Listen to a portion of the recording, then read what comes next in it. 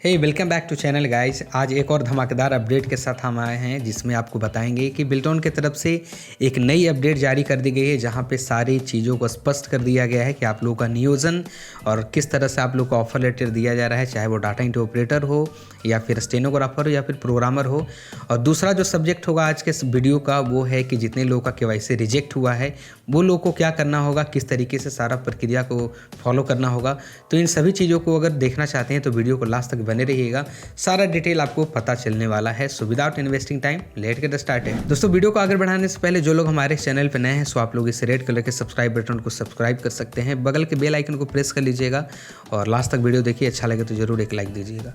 दोस्तों, सबसे most important question सभी लोगों की तरफ से ये था कि बिल्टॉन किस तरह से अपनी प्रक्रिया को शुरू किया है, किस तरह से लोगों को ऑफर लेटर भेजा जा रहा है, किस तरह से ज्वाइनिंग प्रक्रिया तक ले जाया जाएगा। ठीक है, तो सारा चीज़ अब स्पष्ट कर दिया गया है कि लेटर के जरिए जो रिसेंटली आज के डेट में एक पब्लिश हुआ है, आप लोग उसको ऑफिशियल वेबसाइट पे देख सकते हैं या फिर हमारे टेलीग्राम चैनल पे भी आप लोग जाकर के देख सकते हैं। उसका लिंक हमारे डिस्क्रिप्शन बॉक्स में दिया हुआ है। दोस्तों, अभी तक जितने भी काम चल रहे थे बिल्टॉन में, चाहे वो ERP सिस्टम से हो या फिर मैनुअली हो, उन्होंने इस लेटर में सारा चीज़ क्लियर कर दिया है। ठीक है, और ये काफ़ी मेरे हिसाब से काफ़ी अच्छा है, जिसको आप लोग पढ़ करके समझ करके और मतलब काफ़ी क्लियर हो सकते हैं कि किस तरह से उन लोग अपना काम जो है वो फॉलो कर रहे हैं। ठीक है, तो सबसे पहले हम यहाँ पे दिखा देना चाहते हैं कि लेटर है 26/2/2021 का, मतलब कि आई थिंक मेरे हिसाब से पब्लिश आज किया गया है, लेकिन उससे पहले इस सब्जेक्ट के ऊपर चर्चा हो गई है। ठीक है, तो ये इस लेटर में सारा चीज़ ये कहा गया है कि हम लोग किस तरीके से एग्जामिनेशंस कंडक्ट करवाते हैं। हमारा CBT होता है,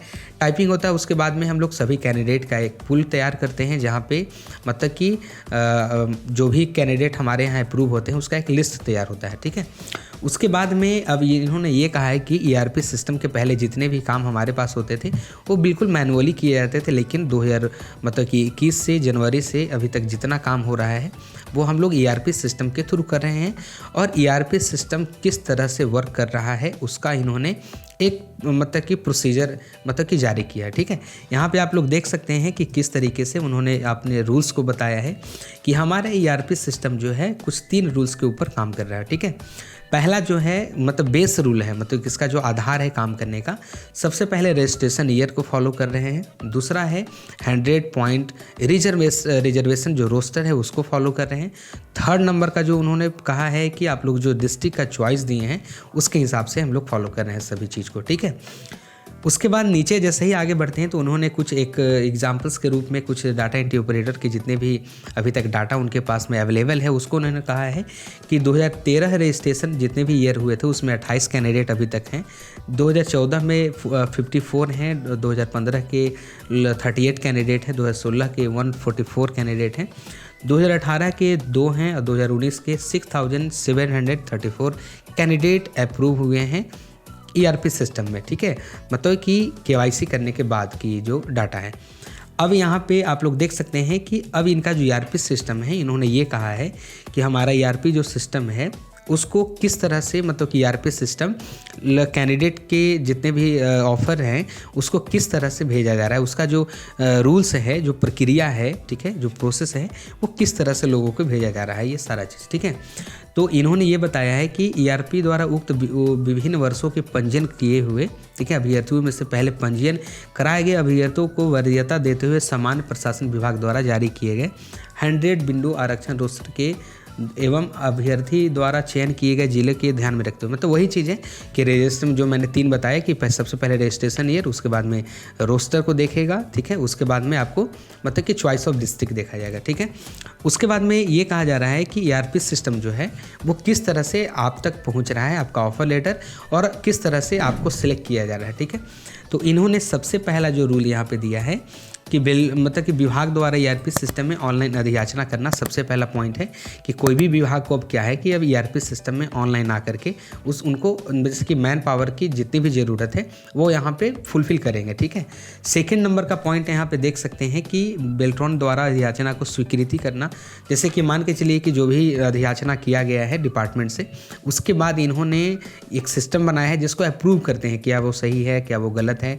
अगर सही है तो उसको अप्रूवल दिया जाता है। उसके बाद में नेक्स्ट जो है पॉइंट थर्ड नंबर का है कि ERP के द्वारा उपरोक्त क्रम 1 एवं 2 पर बनाए गए लॉजिक के मुताबिक कैंडिडेट को SMS के थ्रू ऑफर लेटर भेजा जा रहा है। ठीक है, अगर जो चीज़ सारी चीज़ें अगर सेट होता है आपके कैंडिडेट किसी भी कैंडिडेट के मुताबिक, तो उनको एसएमएस जाएगा या उनको ऑफ़र लेटर के लिए मैसेज आए कि आप अपना ऑफ़र लेटर एक्सेप्ट कर सकते हैं। ठीक है, उसके बाद 4th नंबर का जो पॉइंट है कि कैंडिडेट द्वारा ऑफ़र जो है एक्सेप्ट या रिजेक्ट अगर होता है, मान के चले कि किसी को अगर भेजा गया ऑफ़र, ठीक है, उनके मुताबिक कोई भी चीज़ क्या है कि हो सकता है कि उनके अकॉर्डिंग सारा चीज़ सही हो, डिपार्टमेंट भी सही हो, ठीक है, नहीं भी सही हो तो उनको अपने हिसाब से एक्सेप्ट या रिजेक्ट करना है। ठीक है, एक्सेप्ट करते हैं तो ठीक है, अगर रिजेक्ट करते हैं तो उस स्थिति में क्या है कि 5 नंबर का पॉइंट उसी लिए बनाया गया है कि अगर रिजेक्ट की स्थिति में उसी रिक्विजिशन रोस्टर पॉइंट के अगेंस्ट में उसी वर्ग के कैंडिडेट को पुनः ऑफर लेटर भेजना। जैसे कहने का मतलब कि मान के चलिए कि मतलब कि सबसे पहले ऑफर लेटर BC1 कैंडिडेट को भेजा गया किसी भी डिस्ट्रिक्ट में, अगर वो किसी भी तरह से ऑफर को रिजेक्ट करता है कि नहीं हमें वहाँ ज्वाइनिंग नहीं चाहिए या फिर ऑफर लेटर वो रिजेक्ट कर दिया, ठीक है, उसके बाद क्या है कि सेम उसी कैटेगरी का जो भी बंदा होगा, जो भी कैंडिडेट होगा, उनको सेम वो ऑफ़र लेटर रिपीट किया जाएगा जो उस रोस्टर को पालन कर रहे होंगे। ठीक है, उस सिचुएशन में क्या होगा कि ऑटो स्विच होकर के दूसरे कैंडिडेट के पास में ऑफ़र लेटर चला जाएगा। उसके बाद में 6 नंबर का पॉइंट ये कहा जा रहा है कि रिक्विजिशन के विरुद्ध सभी एक्सेप्टेंस के बाद में वेंडर द्वारा फिजिकल ऑफर लेटर रिसीव करवाना। अब जैसे मान के चले कि आपको ऑफर लेटर भेज दिया गया, आपने एक्सेप्ट भी कर लिया, तो जो भी मैन पावर एजेंसी है, चाहे उर्मिला हो या फिर किसी भी एजेंसी के थ्रू हो, तो वहाँ से कैंडिडेट को जा करके आपका जैसे कि जो भी ज्वाइनिंग लेटर है वो आपको वहाँ से लेना होगा। ठीक है, फिजिकल जैसे कि हार्ड कॉपी में लेना होगा। उसके बाद 7th जो पॉइंट का जो मैटर है वो सबसे ज़्यादा उपयोगी है आपके लिए या सभी के लिए कि अगर मान के चले कि किसी भी विभाग से किसी भी कारण से आपकी सेवा समाप्त की जाती है, आप वापस आते हैं, तो आपके लिए वो सभी पॉइंट्स फिर से रिपीट किए जाएंगे। जैसे कि नंबर 1 से लेकर के नंबर 6 तक जितने भी पॉइंट हैं वो टोटल रिपीट होगा आपके लिए। ठीक है, जैसे मान के चलिए आप तो वापस आ गए, तो वापस आने के बाद में क्या होगा, आपका फिर से रिपीट होगा, आप फिर सभी रूल्स को फॉलो करेंगे। ठीक है, तब फिर आपको फिर से रिज्वाइन होना होगा। तो ये सारा चीज़ एक बेहतर मतलब कि अच्छे तरीके से मतलब काम किया जा रहा है। यहाँ पे अभी इन्होंने ये बताया है कि डाटा एंट्री ऑपरेटर 2019 की बात की जा रही है कि अभी तक इनके सिस्टम में 6734 कैंडिडेट अप्रूव हुए हैं डाटा एंट्री ऑपरेटर। ठीक है, यहाँ पे एक और पैराग्राफ में ये साफ कहा गया है कि मतलब कि अभी तक 23 फरवरी तक मतलब कि 1561 कैंडिडेट को ऑफर लेटर भेज दिया गया है। ठीक है, ये आंकड़ा क्लियर है, आप लोग इस मतलब लेटर में सारा चीज़ पढ़ सकते हैं। ठीक है, वहाँ पे एक और पैराग्राफ में ये सब सारा चीज़ स्पष्ट कर दिया गया है जो कि सभी के मन में ये सबसे बड़ा क्वेश्चन रहता है कि अभी तक क्या हो क्या रहा है या कितना लेट हो सकता है। ठीक है, तो डिपार्टमेंट इस बात पर एग्री करते हुए उन्होंने सारे बात को क्लियर कर दिया है कि विगत कुछ वर्षों में हर वर्ष औसतन 1500 अभ्यर्थी के लिए अधियाचना प्राप्त होती है। जैसे मान के चलिए कि इनका ये कहना है कि हमारे पास में प्रति वर्ष 1500 कैंडिडेट का मतलब कि अधियाचना डिपार्टमेंट से आता है। ठीक है, मतलब कि हर डिपार्टमेंट से।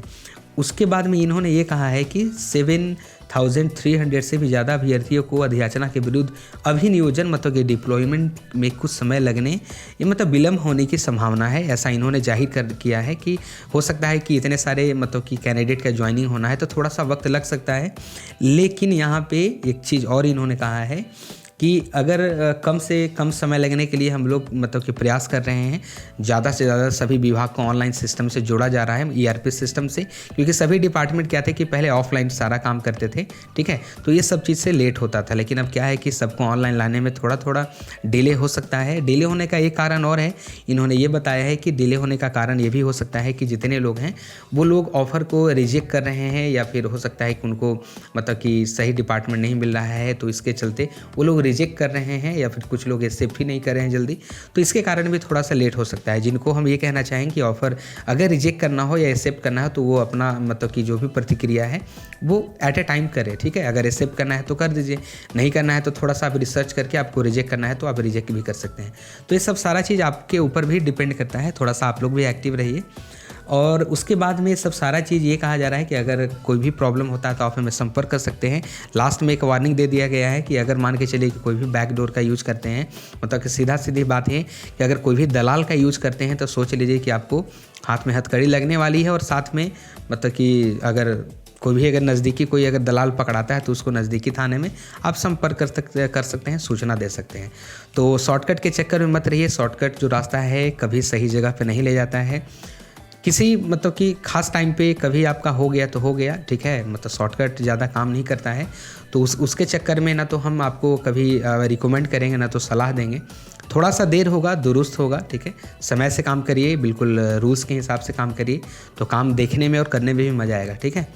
तो ये था आज के ये जो अपडेट था उसका एक थोड़ा सा डिटेल। उसके बाद हम नेक्स्ट जो हमारा सब्जेक्ट था कि जिनका केवाईसी रिजेक्ट हुआ है उनको क्या करना है। सबसे पहली बात यह है कि आप लोग पैनिक मत होइए, घबराने की कोई ज़रूरत नहीं है। आप लोग बस आराम से रहिए, आपका केवाईसी लिंक फिर से रीओपन किया जाएगा, आप लोग फिर से केवाईसी कर पाएंगे। जो भी रूल्स हैं आपके लिए सभी रूल्स फॉलो किए जाएंगे, जैसे कि 1 to 6 जो मैंने भी बताया कि आपको फिर से अधियाचना आएगा, उसके हिसाब से आपको मतलब सब सारा चीज़ आपको फॉलो किया जाएगा। ऐसा नहीं है कि आप लोग को मतलब कि कुछ घबराने की ज़रूरत है। आप लोग हमारे चैनल पे बने रहिएगा, ठीक है, और डिस्क्रिप्शन में एक टेलीग्राम का चैनल का लिंक है, चाहे तो वहाँ पर ज्वाइन करके अपडेट ले सकते हैं। कुछ दिनों के बाद हम आप लोग के लिए मतलब कि समझ के चलिए कि होली के बाद एक सबसे बेहतरीन आपका प्लेटफॉर्म हम ला रहे हैं, जहाँ पे सभी लोग सभी तरह का जो भी डिटेल है आप लोग पढ़ भी सकते हैं, देख भी सकते हैं। सबसे पहले अपडेट मिलेगा वीडियो के माध्यम से भी, और कुछ एक सीक्रेट है जो हम बिल्कुल रिवील करेंगे सबके सामने और सबके साथ में अच्छे तरीके से लॉन्च करेंगे, आप सबको पसंद आएगा। तो आज की वीडियो में इतना ही था। जो लोग हमारे इस वीडियो से संतुष्ट हैं तो आप हमारे चैनल को सब्सक्राइब कर सकते हैं, वीडियो को लाइक कर सकते हैं, दोस्तों तक इस जानकारी को जरूर शेयर करें और हमारे चैनल को इसी तरह से प्यार दिखाते रहिए, सपोर्ट दिखाते रहिए। आपके लिए धीरे धीरे हम अपग्रेडेशन लाते रहेंगे। मिलते ही ऐसे ही नेक्स्ट अपडेट में, तब तक के लिए thank you so much and good bye.